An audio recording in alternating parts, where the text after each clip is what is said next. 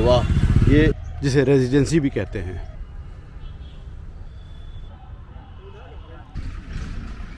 लिहाजा उन्होंने अपनी बीवी के लिए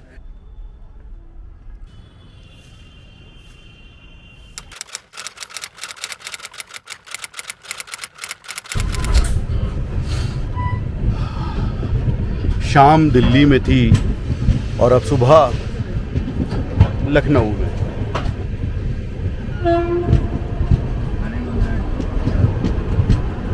एक ट्रेन नीचे और मेट्रो ऊपर।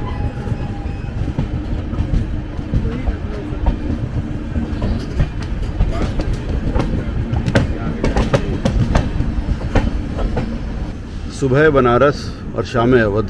इत्तेफाक यह है कि आज सुबह लखनऊ में हूँ।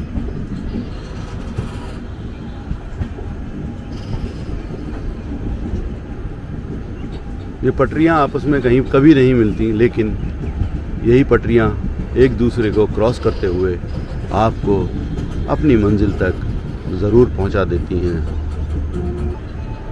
सकाफ़ती शहर, तहज़ीब का गहवारा लखनऊ पता नहीं कितना बदल गया होगा। पिछली बार जब मैं यहाँ आया था तो थोड़ा सा लखनऊ में बाकी था। आज कितना लखनऊ मुझे लखनऊ में मिलता है, ये अभी देखना बाकी है। उम्मीद है कि लखनऊ मुझे निराश नहीं करेगा।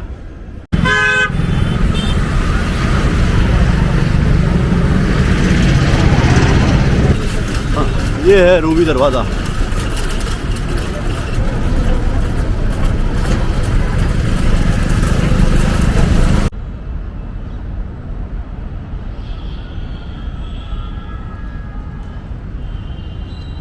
एक तरह से इस शहर की पहचान है ये दरवाज़ा, लेकिन चूँकि मुस्तकिल इस्तेमाल करने से चीज़ें ख़राब हो जाती हैं, इसी तरीके से इसकी हालत भी बहुत ज़्यादा दगरगूं या ख़स्ता है।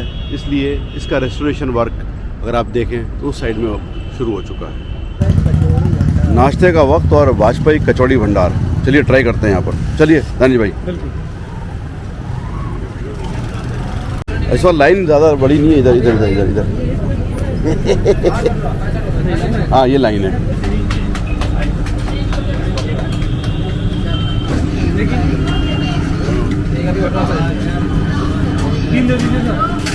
हाँ, इस वक्त भीड़ जो है कदरे कम है, वरना यहाँ भीड़ बहुत ज़्यादा होती है।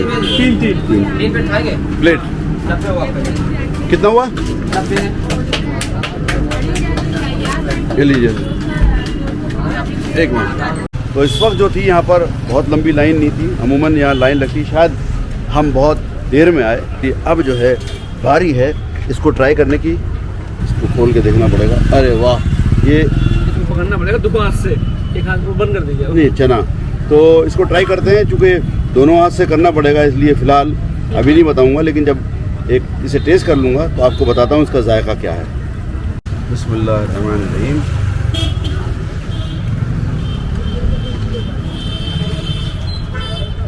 वाह, वाह, क्या टेस्ट है। खाली एक चीज़ है कि हमारे हिसाब से मिर्चें ज़्यादा हैं, लेकिन चूँकि लोकल लोगों के लिए ये मशहूर है तो दिस इज़ वेरी गुड। 2 पूड़ियाँ, 2 कचौड़ी और सब्ज़ी एक 30 रुपए की मिलती है, इंडियन 30 रुपए। वाजपेयी की कचौड़ी खा के इतनी आग लगी है इस वक्त कि सामने ही राम आसरे की स्वीट की मिल गई। 1805 से ये है दुकान। So let's go inside. वहाँ आग लग गई खाते खाते तो मीठा यहाँ मिल जाएगा। हाँ, ये 1805 से है ये दुकान। तो यहाँ पूछते हैं सब बढ़िया क्या है यहाँ पर? सभी बढ़िया नहीं, सभी नहीं, स्पेशल यहाँ ये होता है। ये सैंडविच टाइप का जो है ना, ये इसी में मिलेगा सबसे अच्छा जो होता है। तो बताइए सबसे बढ़िया क्या होता है यहाँ का खास? स्पेशल क्या है? हाँ, मलाई किलो। हाँ, अभी है नहीं, कितना वक्त लगेगा? 5 मिनट। ठीक है, हम इंतज़ार कर रहे हैं 5 मिनट तक। क्या मलाई गिलोरी? हाँ हाँ, वो बढ़िया होती है, गिलोई। हाँ, कैसा केजी है? आ गई। ये है क्या? कितने का? नहीं, वो हमें एक पीस लेंगे ना। तो मलाई गिलोई यहाँ की सबसे ज़्यादा मशहूर है, अभी बन रही है ताज़ी ताज़ी। तो ये ताज़ी ताज़ी मलाई गलोई आ गई, इसको खा के देखते हैं। बड़ा ताज़ा, अरे वाह,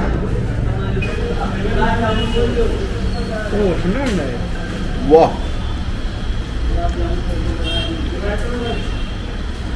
बहुत ज़्यादा मीठी नहीं है, लेकिन मैंने ज़िंदगी में इससे अच्छी मिठाई, मतलब और भी मिठाइयाँ खाई हैं, लेकिन ये बेहतरीन मिठाई है। जितना इसको आप चबाएंगे तो टेस्ट बढ़ता जाएगा। Super, amazing. मज़े की बात कि पूरी दुनिया में हिंदुस्तान के अलावा ये डिलीवर भी करते हैं। अलग अलग जहाँ के अलग अलग चार्जेस हैं। फॉर एग्जांपल यूएई में 1 किलो अगर आपको चाहिए तो 2150, वेल अंडर 100 दिरहम्स। ये है लखनऊ की तारीख़ी एतबार से बहुत ही ज़्यादा फेमस जगह, जिसे रेजिडेंसी भी कहते हैं। रेजिडेंसी का मतलब रिहाइश होता है, लेकिन ये मशहूर इसलिए है कि 1857 का जो गदर हुआ था उसमें यहाँ पर एक सानहा हुआ था। अंग्रेज़ यहाँ रहा करते थे।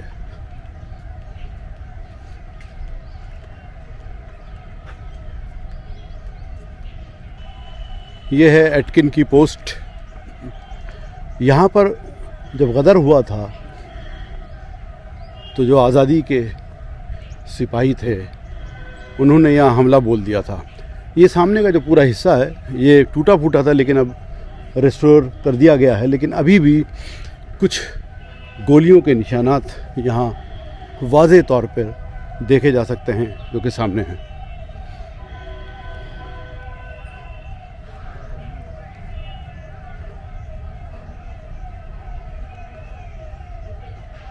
यहाँ घूमना बिल्कुल ऐसा ही है जैसे तारीख़ के दरीचों में से उस ज़माने में झांकना कि उस वक्त क्या हुआ होगा, कैसे हुआ होगा।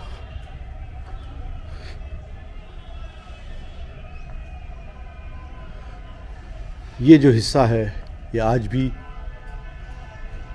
वैसे का वैसा ही है।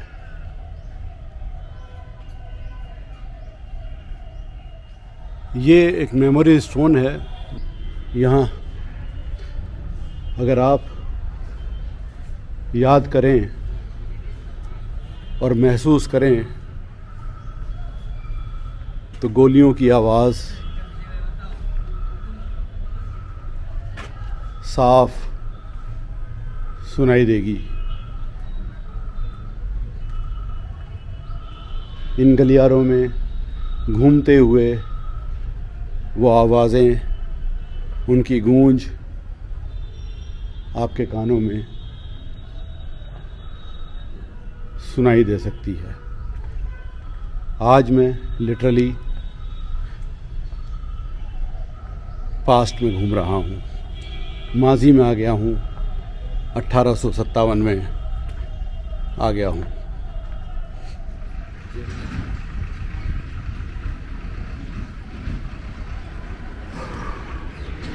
ये सिंपली यहाँ का बैंकेट हॉल, यानी कि जिसे कहते हैं यहाँ बैठकर फंक्शन होते होंगे, खाना खाते होंगे अंग्रेज़ उस ज़माने में।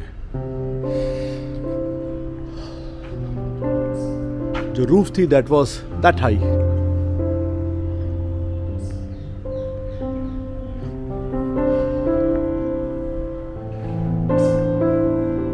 वाह, लखौरी ईंटों से बनी हुई तमाम जगहें।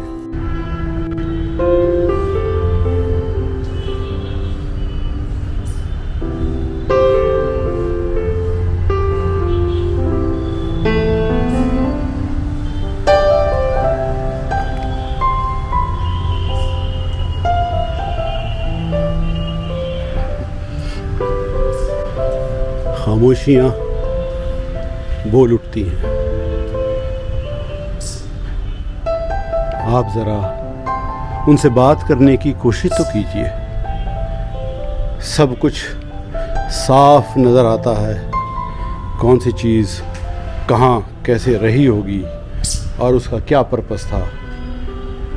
अब खामोशियाँ और ले दे के थोड़ा सा restoration work.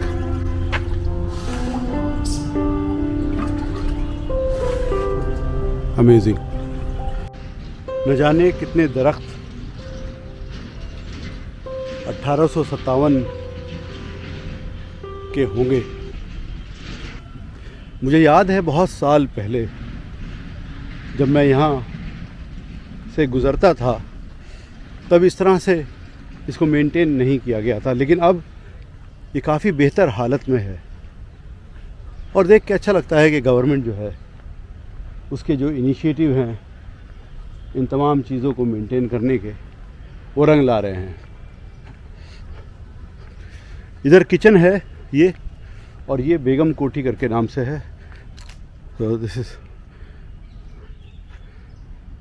Nawab Asaf-ud-Daula. Subsequently it was sold to Sackville Marcus Taylor.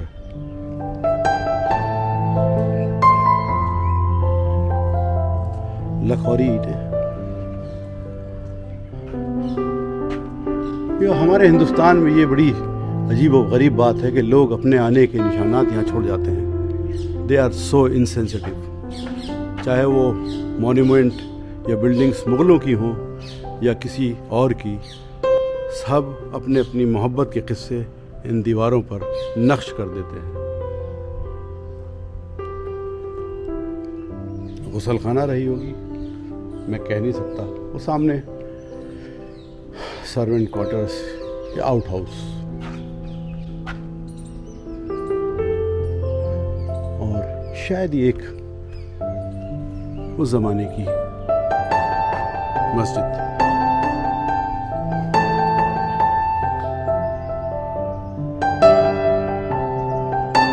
एक और लुक, थोड़ा नज़दीक, थोड़ा करीब से। शायद इससे ज़्यादा रसाई जो है यहाँ मुश्किल है, मुमकिन नहीं। Can go inside.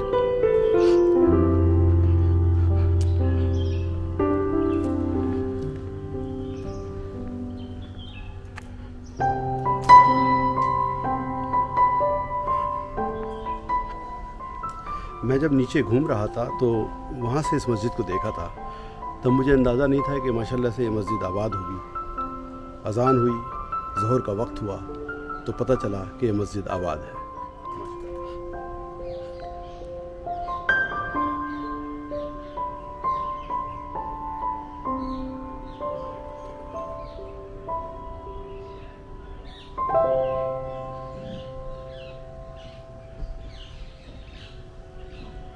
जिस जगह पर हम लोग यहाँ पर खड़े हुए हैं, इस मस्जिद की तामीर बादशाह नसीरुद्दीन हैदर ने करवाई थी। उनका एक अक़्द, एक निकाह एक फ्रांसीसी ईसाई औरत से हुआ था, and she converted to Islam. माशाल्लाह। क्योंकि घर का माहौल बादशाह के बहुत ज़्यादा मजहबी था, लिहाजा वो अपनी उन वाइफ को, जिनका नाम विलायती बेगम रखा गया, उनको वहाँ पर छतर मंजिल में नहीं रख सकते थे। जी जी जी जी। लिहाजा उन्होंने यहाँ पर उनके रहने का इंतज़ाम किया, और चूँकि वो अहले बैत के मानने वाले इमामी अक़ीदे से ताल्लुक़ रखते थे, जी जी जी। लिहाजा उन्होंने अपनी बीवी के लिए ये अदा खाना इमाम बाड़ा बनवाया। ये इमाम बारगाह है। अच्छा, ये इमाम बारगाह है। ओके। और ये खुद जब यहाँ क़याम करते थे तो बाकी तो सब ईसाई थे यहाँ पर, तो बादशाह जो है वो यहाँ पर नमाज अदा करते थे। अच्छा। और उनके साथ जो उनके स्टाफ होता था ये वो नमाज अदा करता था। ये इस मस्जिद का और इस इमाम बाड़े का इतिहास। तो 1802 के मैं देख रहा था, 1802 में ये बनाया है। जी जी जी। और उसके बाद 1857 में तो जो हुआ वो हुआ। फिर यहाँ उसके बाद बेगम हजरत महल ने क्या किया वो तमाम मामलात हैं। हैं। आप अगर इसकी पुष्ट पर जाएंगे इधर, जी जी, तो एक पत्थर आपको दीवार पे लगा हुआ दिखाई देगा। हाँ, उस पे लिखा होगा बेगम कोठी। हाँ हाँ, देखा है मैंने वो विलायती बेगम का रेजिडेंस था पीछे जो है। हाँ, आप अगर घूम करके मैं गया हूँ वहाँ पर पत्थर लगा होगा बेगम कोठी। बेगम कोठी लिखा हुआ है। आप सोचिए कि सब तो यहाँ पर वो है डॉक्टर फेरर है, वो है सब इस तरीके के लोग ईसाई, लेकिन उसमें ये बेगम कोठी कहाँ से है? इसलिए- it is only due to that very lady, she accepted Islam, she died as a Muslim, she माशाल्लाह। लिव्ड लाइक ए मुस्लिम।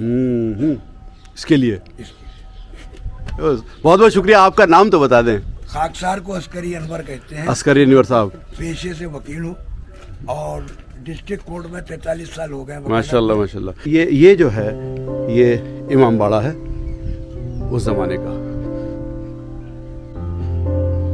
वाह,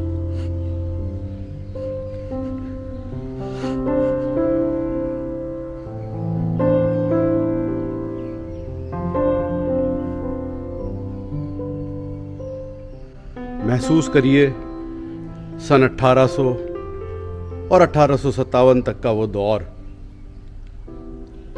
और यहाँ की वाइब्स। जज्ब कीजिए उन तमाम चीज़ों को अपने अंदर जो यहाँ पर उस ज़माने में होती होंगी। एक अमेजिंग, एक अद्भुत, एक स्ट्रेंज फीलिंग के साथ ये जगह आपकी खिदमत में। यहाँ लोगों को आने नहीं देते, लेकिन शुक्र है उन लोगों ने मुझे खुद यहाँ पर आने की दावत दी। तो कभी कभी इंसान जो तमन्ना रखता है, जो वो सोचता है, वो इस तरीके से भी पूरा हो जाता है। वाह, क्या कहना।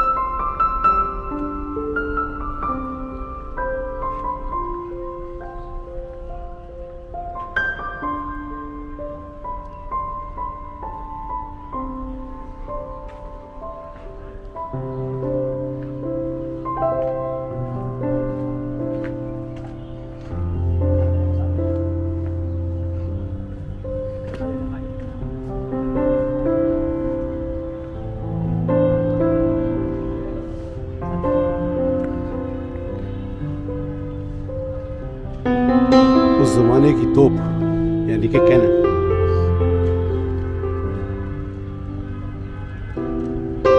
And it is real.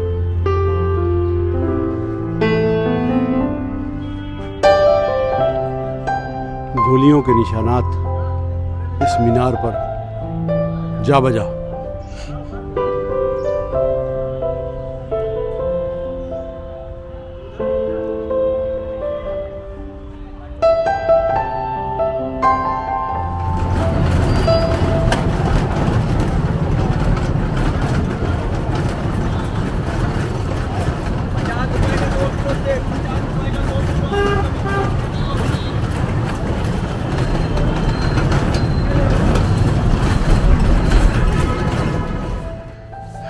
ये है लखनऊ की जामा मस्जिद। बहुत खूबसूरत गेट है माशाल्लाह इसका।